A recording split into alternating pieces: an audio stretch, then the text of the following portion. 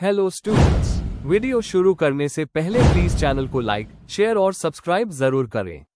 एक important information, अगर आपको इस वीडियो के नोट्स चाहिए तो डिस्क्रिप्शन बॉक्स में दिया गया डाउनलोड लिंक चेक करें। Thank you. चलिए शुरू करते हैं। इस वीडियो में हम पढ़ेंगे BPSC 107 perspectives on international relations and world history के प्रीवियस ईयर क्वेश्चन और most important questions with answers. ये क्वेश्चंस आपके एग्जाम के लिए बहुत इंपॉर्टेंट है। अगर आपने ये अच्छे से कर लिए तो एग्जाम निकलना पक्का है। Let's begin. इस वीडियो में हम कवर करेंगे question 1, what do you mean by structural changes in international relations? Explain. इस क्वेश्चन में हमें बताना है कि स्ट्रक्चरल चेंजेस क्या होते हैं और उनका ग्लोबल पॉलिटिक्स पर क्या असर पड़ता है। Question 2, describe the causes of the rise of fascism. इस क्वेश्चन में हमें फैशिज्म के उदय के सोशल, इकोनॉमिक और पॉलिटिकल रीजंस एक्सप्लेन करने हैं। Question 3, how do the principles of liberalism lead to a more peaceful international society? Critically examine. इसमें हमें लिबरलिज्म के पीस प्रमोटिंग आइडियाज को एक्सप्लेन करना है और उनकी लिमिटेशंस भी बतानी है। Question 4, write short notes on the following in about 200 words each. A, neo realism. इसमें हमें नियो रियलिज्म थियरी का शॉर्ट एक्सप्लेनेशन देना है। B, globalisation. इसमें हमें ग्लोबलाइजेशन के प्रोसेस और उसके ग्लोबल पॉलिटिक्स पर इफेक्ट्स को बताना है। Question 5, India has been demanding reforms of the UN system. Explain the major concerns of India. इस क्वेश्चन में हमें बताना है कि इंडिया यूएन में क्या रिफॉर्म्स चाहता है और उसके पीछे क्या वजह है। Question 6, explain the idea of humanitarian intervention in contemporary international relations. इसमें हमें humanitarian intervention का कॉन्सेप्ट समझाना है और आज के एग्जाम्पल्स देने हैं। Question 7, trace the evolution of international relations as a separate discipline. इसमें हमें बताना है कि international relations एक अलग डिसिप्लिन कैसे बना और क्यों बना। Question 8, write short notes on the following. A, Cuban Missile Crisis. इसमें हमें क्यूबन मिसाइल क्राइसिस के कॉजेज और कॉन्सिक्वेंसेस बताने हैं। B, clash of civilisations. इसमें हमें सैमुअल हंटिंगटन का सिविलाइजेशनल कॉन्फ्लिक्ट का थियरी एक्सप्लेन करना है। अगर आपको इस वीडियो के नोट्स चाहिए तो डिस्क्रिप्शन बॉक्स में दिए गए डाउनलोड लिंक को जरूर चेक करें। Thank you. Question 1, what do you mean by structural changes in international relations? Explain. Question explanation. इस क्वेश्चन में पूछा गया है कि इंटरनेशनल रिलेशंस में स्ट्रक्चरल चेंजेस का क्या मतलब है। आपको बताना है कि ये चेंजेस क्या होते हैं, कैसे इवॉल्व हुए हैं और इनका ग्लोबल पॉलिटिक्स और पावर डायनामिक्स पर क्या असर पड़ा है। कुछ इंपॉर्टेंट इवेंट्स और थियरीज का जिक्र भी जरूरी है। आंसर। इंट्रोडक्शन। इंटरनेशनल रिलेशंस में स्ट्रक्चरल चेंजेस का मतलब है ऐसे बड़े बदलाव जो पूरे ग्लोबल सिस्टम को नई शेप देते हैं, जैसे पावर बैलेंस का शिफ्ट, नए एक्टर्स का उदय या नए रोल्स का बनाना। ये बदलाव कभी वाज, आइडियोलॉजीज या टेक्नोलॉजी के वजह से होते हैं। रियलिज्म और लिबरलिज्म जैसे थियरीज इन चेंजेस को अलग तरीके से समझाते हैं। इन्हें समझना ग्लोबल पॉलिटिक्स को समझने के लिए जरूरी है। Main body. 1, स्ट्रक्चरल चेंजेस का अर्थ। स्ट्रक्चरल चेंजेस का मतलब है पूरे ग्लोबल सिस्टम के स्ट्रक्चर में बदलाव, जैसे बाइपोलैरिटी से यूनिपोलैरिटी या कॉलोनियल सिस्टम से सॉवरेन स्टेट्स का आना। यह चेंजेस सिर्फ पावर का रीडिस्ट्रीब्यूशन नहीं बल्कि रूल्स और इंस्टीट्यूशंस पर भी असर डालते हैं। न्यू रियलिज्म थियरी, वॉल्ट्स, कहते हैं कि स्ट्रक्चर पावर के डिस्ट्रीब्यूशन से तय होता है। 2, कुछ बड़े historical structural changes. World war 2 के बाद का सिस्टम। वर्ल्ड वॉर 2 के बाद दुनिया बाइपोलर बन गई। यूएसए और यूएसएसआर के बीच कोल्ड वॉर शुरू हुई, अलायंसेस बने और आर्म्स रेस हुआ। कोल्ड वॉर का एंड 1991। यूएसएसआर के टूटने के बाद यूएसए डोमिनेंट बन गया और एक यूनिपोलर वर्ल्ड बना। इंटरनेशनल इंस्टीट्यूशंस जैसे यूएन, आईएमएफ और वर्ल्ड बैंक ज्यादा रेलेवेंट हो गए।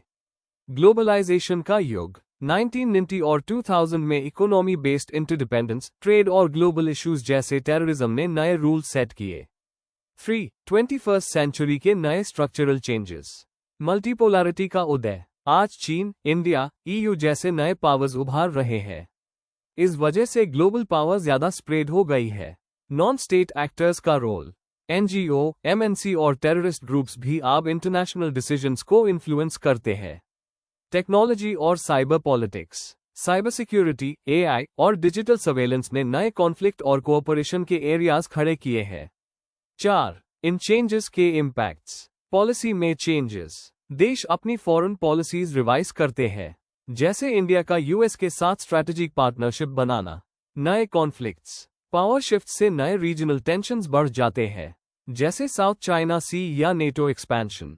इंस्टीट्यूशंस का रिफॉर्म। यूएन या WTO में रिफॉर्म्स की डिमांड भी इसी चेंजिंग पावर डायनामिक्स का रिजल्ट है। कंक्लूजन। इंटरनेशनल रिलेशंस में स्ट्रक्चरल चेंजेस लगातार होते रहते हैं। ये बताते हैं कि ग्लोबल पॉलिटिक्स का डायरेक्शन क्या होगा। इन्हें समझने से हम ग्लोबल अनसर्टेनिटीज को समझकर बेटर प्लान कर सकते हैं। ये IR स्कॉलर्स और पॉलिसी मेकर्स दोनों के लिए बहुत इंपॉर्टेंट कॉन्सेप्ट है। अगर आपको इस वीडियो के नोट्स चाहिए तो डिस्क्रिप्शन बॉक्स में दिए गए डाउनलोड लिंक को जरूर चेक करें। Thank you. Let's see the next question. Question 2. Describe the causes of the rise of fascism. Question explanation. इस क्वेश्चन में हमें ये बताना है कि फैशिज्म का उद्गम यूरोप में कैसे हुआ। क्या क्या वजह थी जिससे लोगों ने फैशिज्म को सपोर्ट किया, जैसे economic crisis, political problems, social tension और कुछ इंपॉर्टेंट लीडर्स जैसे मुसोलिनी या हिटलर का रोल क्या था। आंसर। इंट्रोडक्शन। फैशिज्म एक ऑथोरिटेरियन पॉलिटिकल आइडियोलॉजी थी जो पहली वर्ल्ड वॉर के बाद यूरोप में उतरी। इसका फोकस था एक्सट्रीम नेशनलिज्म, डिसेंट का सप्रेशन और एक डिक्टेटर के अंडर पूरा कंट्रोल। जियोवानी जेंटाइल जैसे थिंकर्स ने इसकी फिलॉसफी को सपोर्ट किया और मुसोलिनी और हिटलर जैसे लीडर्स ने इससे पॉपुलर बनाया। इस आइडियोलॉजी के राइज के पीछे कई वजह थी: इकोनॉमिक प्रॉब्लम्स, पॉलिटिकल वीकनेस और लोगों का फ्रस्ट्रेशन।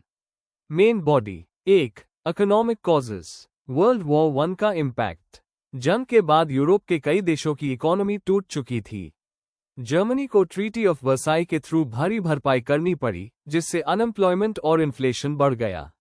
Great depression 1929। इस ग्लोबल इकोनॉमिक क्राइसिस ने हालत और खराब कर दिए। लोगों की नौकरियां गई, सेविंग्स डूब गई। ये सब लोगों को फैशिस्ट आइडियोलॉजीज की तरफ खींच लाया।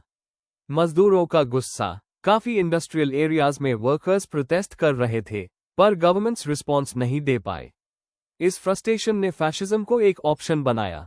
2. पॉलिटिकल इंस्टेबिलिटी और डेमोक्रेसी की कमजोरी। डेमोक्रेटिक सिस्टम्स का फेलियर। वर्ल्ड वॉर 1 के बाद कई कंट्रीज जैसे जर्मनी और इटली ने डेमोक्रेसी ट्राई की, पर ये सक्सेसफुल नहीं हो पाए। सरकारों का बार बार गिरना। पॉलिटिकल इंस्टेबिलिटी ने लोगों का विश्वास डेमोक्रेसी से हटा दिया। फैशिस्ट लीडर्स ने प्रॉमिस किया कि वो स्ट्रॉन्ग लीडरशिप देंगे। प्रोपेगेंडा का इस्तेमाल। हिटलर और मुसोलिनी ने मीडिया और स्पीशीज का उस करके अपनी इमेज एक स्ट्रॉन्ग सेवियर की बनाए। 3. सोशल और कल्चरल फैक्टर्स।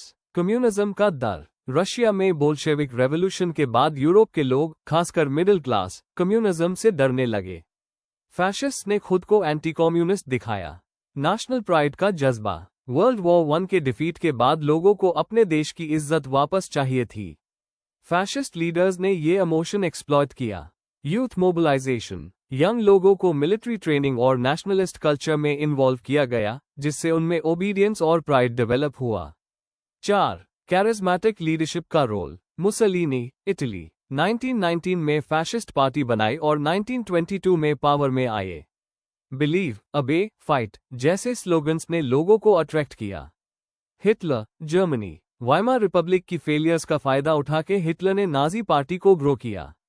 मे कैंप में उसने अपना विजन लिखा। रिवाइवल का प्रॉमिस। दोनों लीडर्स ने देश की लॉस्ट ग्लोरी वापस लाने का वादा किया, जिससे लोगों ने उनका सपोर्ट किया। कंक्लूजन। फैशिज्म के राइज के पीछे कोई एक वजह नहीं थी, बल्कि इकोनॉमिक, पॉलिटिकल और सोशल क्राइसिस का कॉम्बिनेशन था। जब डेमोक्रेटिक सिस्टम्स फेल हुए, लोगों ने स्ट्रॉन्ग लीडरशिप और क्लियर डायरेक्शन चाहिए था। फैशिस्ट लीडर्स ने इस क्राइसिस को एक्सप्लॉइट करके पावर हासिल किया। अगर आपको इस वीडियो के नोट्स चाहिए तो डिस्क्रिप्शन बॉक्स में दिए गए डाउनलोड लिंक को जरूर चेक करें। Thank you. चलिए देखते हैं अगला question. Question 3. How do the principles of liberalism lead to a more peaceful international society? Critically examine. Question explanation. इस क्वेश्चन में हमें लिबरलिज्म के प्रिंसिपल्स को समझाना है और बताना है कि ये कैसे इंटरनेशनल लेवल पर पीस लाते हैं। साथ ही इसका क्रिटिकल एनालिसिस भी करना है कि ये अप्रोच हर जगह काम करता है या नहीं। आंसर। इंट्रोडक्शन। लिबरलिज्म एक इम्पॉर्टेंट थियरी है इंटरनेशनल रिलेशंस में जो कोऑपरेशन, लॉ, डेमोक्रेसी, ट्रेड और इंस्टीट्यूशंस पर फोकस करती है। इस थियरी के मुताबिक देश सिर्फ अपने इंटरेस्ट के पीछे नहीं भागते, वो मिलके काम भी कर सकते हैं। कांट और मॉडर्न थिंकर्स जैसे माइकल डॉयल ने इस आइडिया को स्ट्रांग बनाया। हम देखेंगे कि ये प्रिंसिपल्स पीस कैसे प्रमोट करते हैं और उनमें क्या लिमिटेशंस है। Main body. 1. लिबरलिज्म के core principles in IR। Democratic peace theory. Democracies एक दूसरे के साथ वर में नहीं जाते क्योंकि उनमें अकाउंटेबिलिटी और शेयर्ड वैल्यूज होती है। माइकल डॉयल कहता है कि लिबरल डेमोक्रेसीज ट्रस्ट बनाती है। Economic interdependence. जब देश ट्रेड में इंटरडिपेंडेंट होते हैं तो उनके बीच कॉन्फ्लिक्ट का रिस्क कम हो जाता है क्योंकि वर से सबको नुकसान होता है।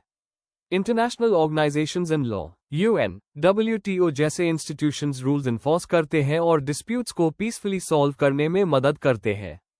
ह्यूमन राइट्स और global norms. Liberalism human rights और फेयरनेस को प्रमोट करता है जो कि ग्लोबल पीस में मददगार होते हैं। 2. लिबरलिज्म के peace tools. Diplomatic engagement. Liberals diplomacy को प्रेफर करते हैं, मिलिट्री के जगह ट्रीटीज, मीटिंग्स और समझौतों से प्रॉब्लम सॉल्व करते हैं। Collective security. NATO जैसे ग्रुप्स में कंट्रीज एक दूसरे की सेफ्टी का प्रॉमिस करती है जिससे कॉन्फ्लिक्ट का फेयर कम होता है। Democracy promotion. डेमोक्रेसी को स्प्रेड करना एक तरीका माना जाता है पीस बनाए रखने का।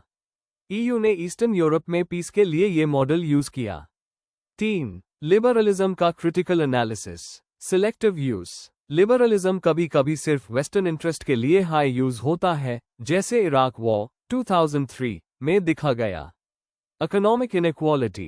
क्रिटिक्स कहते हैं कि ग्लोबल ट्रेड सिर्फ रिच कंट्रीज के फेवर में होता है, जिससे पुअर नेशंस सफर करते हैं।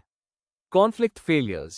सीरिया, यूक्रेन जैसे कॉन्फ्लिक्ट्स दिखाते हैं कि लिबरल इंस्टीट्यूशंस हर जगह काम नहीं करते। Realist view point. रियलिस्ट्स कहते हैं कि स्टेट्स पावर और सर्वाइवल को सबसे पहले रखते हैं, मॉरल वैल्यूज से पहले। 4. ग्राउंड रियलिटीज के साथ बैलेंस। ग्लोबल इंस्टीट्यूशंस का रिफॉर्म। UN जैसे बॉडीज में रिफॉर्म्स की जरूरत है ताकि वो आज के कॉन्फ्लिक्ट्स इफेक्टिवली हैंडल कर सकें। Hybrid approach. स्कॉलर्स अब लिबरलिज्म और रियलिज्म दोनों को मिला के चलने की सलाहियत रखते हैं। सॉफ्ट पावर और कल्चर, एजुकेशन और पीपल टू पीपल एक्सचेंज भी पीस बनाने में लिबरल टूल्स के तौर पर काम करते हैं। कंक्लूजन। लिबरलिज्म एक होपफुल विजन देता है जिसमें कोऑपरेशन और म्यूचुअल रिस्पेक्ट से पीस बन सकता है, लेकिन ग्राउंड रियलिटी में इसका रिजल्ट मिक्स्ड होता है। अगर हम लिबरलिज्म को रियलिस्टिक तरीके से अप्लाई करें तो ग्लोबल पीस अचीव करना पॉसिबल है। अगर आपको इस वीडियो के नोट्स चाहिए तो डिस्क्रिप्शन बॉक्स में दिए गए डाउनलोड लिंक को जरूर चेक करें। Thank you. चलिए देखते हैं अगला question. Question 4. Write short notes on the following in about 200 words each. A. Neo-realism. B. Globalization. Question explanation. इस क्वेश्चन में हमें 2 शॉर्ट नोट्स लिखने हैं। पहला नियो रियलिज्म पर और दूसरा ग्लोबलाइजेशन पर। नियो रियलिज्म के नोट में हमें ये थियरी क्या कहती है, उसका बेस क्या है, ये बताना है। दूसरे में हमें ग्लोबलाइजेशन का मतलब और इसका दुनिया की पॉलिटिक्स पर क्या असर पड़ता है, वो एक्सप्लेन करना है। आंसर। इंट्रोडक्शन। नियो रियलिज्म और ग्लोबलाइजेशन इंटरनेशनल रिलेशंस के 2 इंपॉर्टेंट कॉन्सेप्ट्स हैं। नियो रियलिज्म एक मॉडर्न थियरी है जो पावर और ग्लोबल सिस्टम की स्ट्रक्चर को फोकस करती है।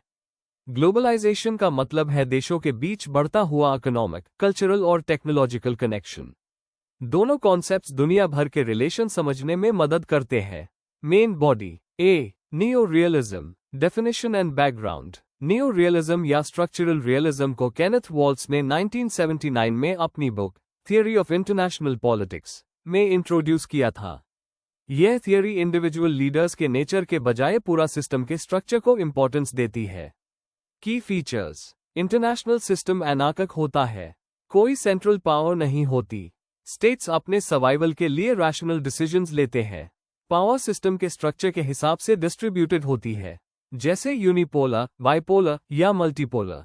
Core arguments. क्लासिकल रियलिज्म के ऑपोजिट नियो रियलिज्म कहता है कि कॉन्फ्लिक्ट ह्यूमन नेचर की वजह से नहीं, सिस्टम के स्ट्रक्चर की वजह से होता है। पावर का बैलेंस मेंटेन करना जरूरी होता है ग्लोबल पीस के लिए। Example, cold war era, US और यूएसएसआर का बाइपोलर पावर स्ट्रक्चर, इस थियरी का परफेक्ट एग्जाम्पल है।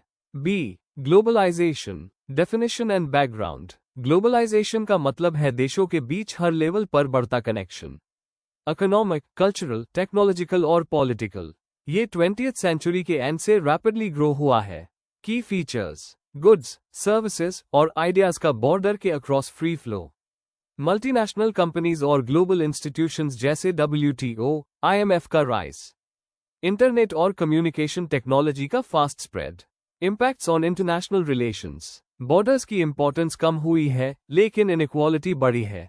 NGOs और प्राइवेट कंपनीज भी ग्लोबल पॉलिटिक्स में स्ट्रॉन्ग रोल प्ले कर रहे हैं। कल्चरल एक्सचेंज तो बढ़ा है पर आइडेंटिटी बेस्ड रेजिस्टेंस भी हुआ है। एग्जाम्पल, 2008 की फाइनेंशियल क्राइसिस जिसमें अमेरिकन बैंक्स फेल हुए लेकिन असर प्योर वर्ल्ड इकोनॉमी पर पड़ा। ये ग्लोबलाइजेशन का डायरेक्ट इफेक्ट था। कंक्लूजन, न्यू रियलिज्म और ग्लोबलाइजेशन दोनों अलग अलग व्यूज देते हैं इंटरनेशनल पॉलिटिक्स को समझने के लिए। जहां न्यू रियलिज्म पावर और स्ट्रक्चर को फोकस करता है, वहीं ग्लोबलाइजेशन इंटरकनेक्टेडनेस को। इन दोनों का इंटरेक्शन आज के दुनिया के कॉम्प्लेक्स रिलेशंस को डिफाइन करता है। Before we end, please like, share and subscribe the channel for more such study materials and one important information अगर आपको नोट्स चाहिए तो डिस्क्रिप्शन बॉक्स में डाउनलोड लिंक दिया हुआ है, जरूर चेक करें। Thank you.